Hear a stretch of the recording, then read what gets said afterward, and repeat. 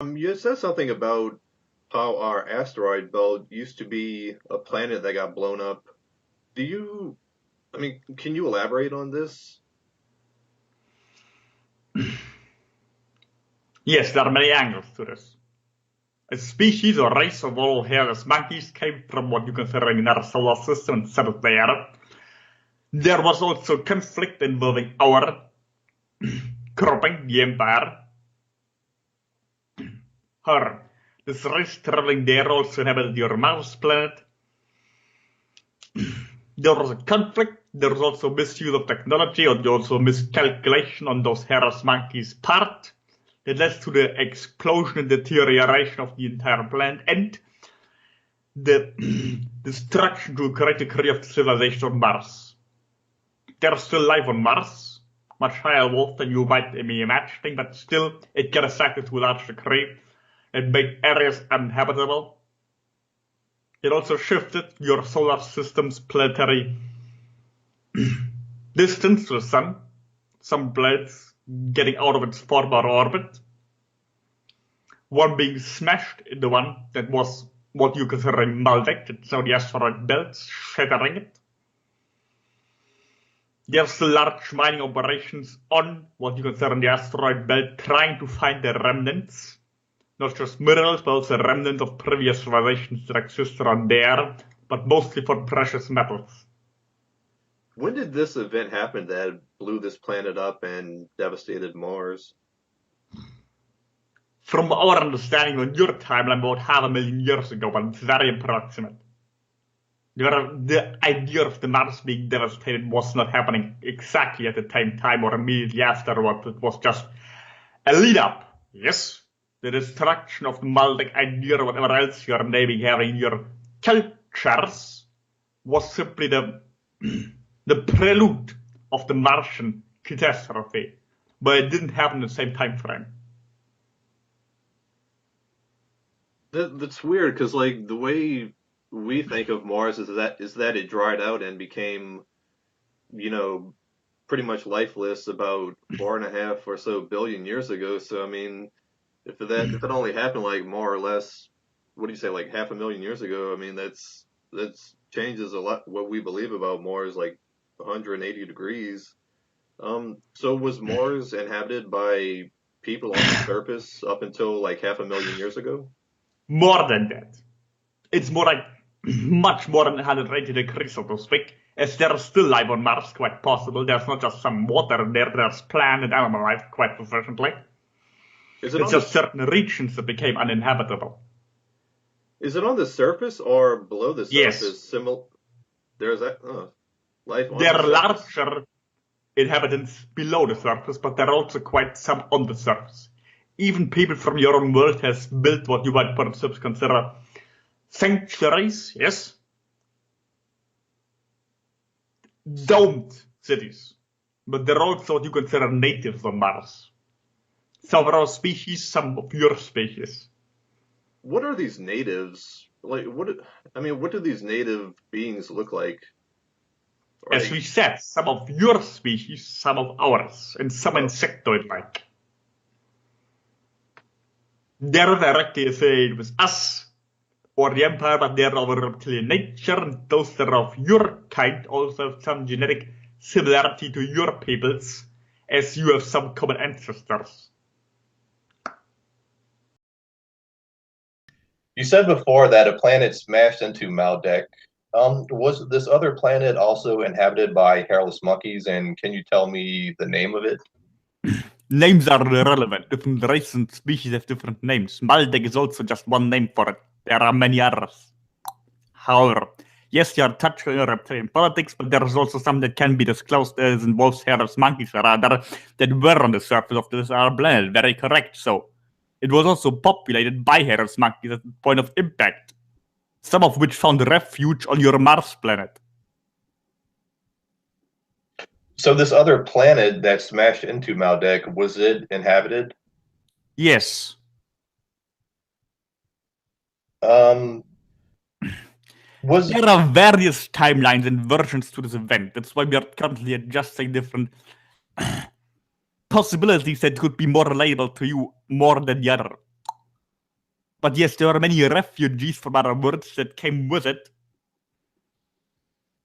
And So, those that came over there also settled not just on Mars, but also on Venus and later on your Earth. So some of you have heritage from there quite physically.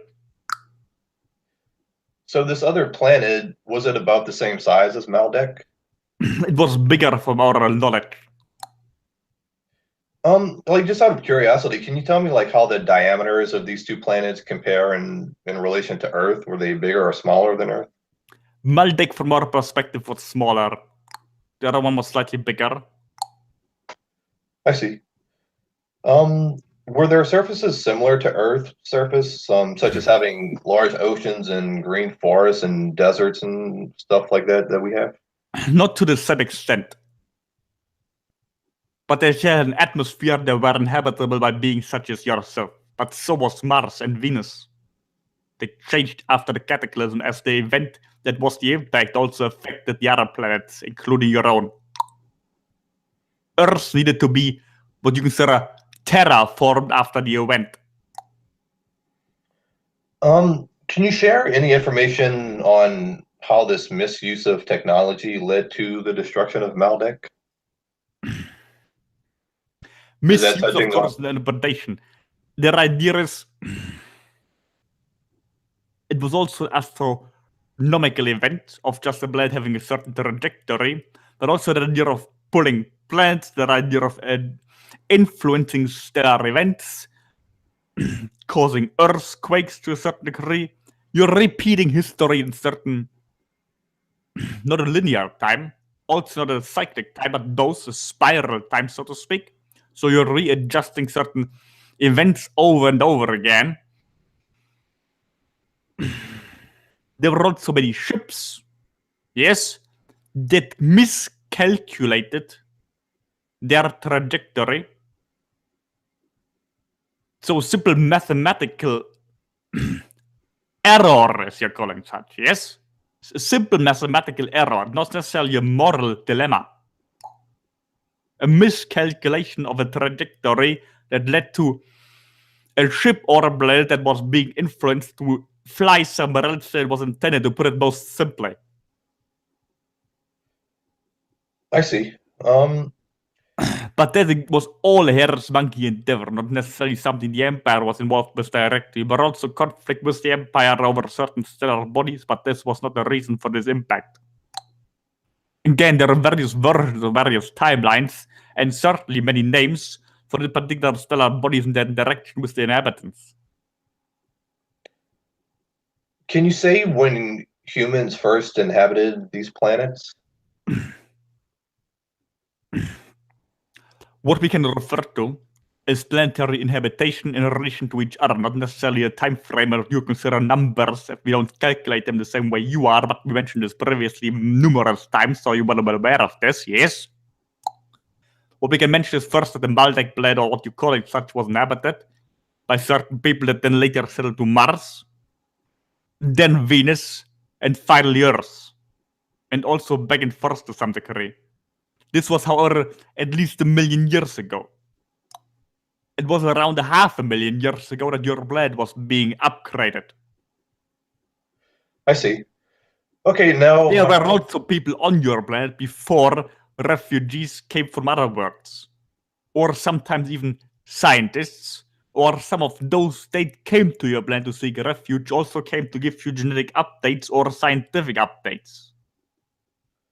But there were also those that evolved through what the Darwin person has termed the theory of evolution. They were just more primitive, and you would likely still live in caves today if it wasn't for the influence from outer worlds, but you would still have what you consider a human population. I see. Okay, well, the final question that I have for you today, I would simply just like to give you an opportunity to whatever degree you want to provide a brief summary of the history of Maldek, if you care to. You mentioned there was a conflict between the people on the planet and the Empire. So without treading on interrupting politics, can you tell me anything about how this conflict started and how it played out? some things, as we previously already mentioned, your touch on reptilian politics and what we can share as the Harris Monkey perspective and their influence on it.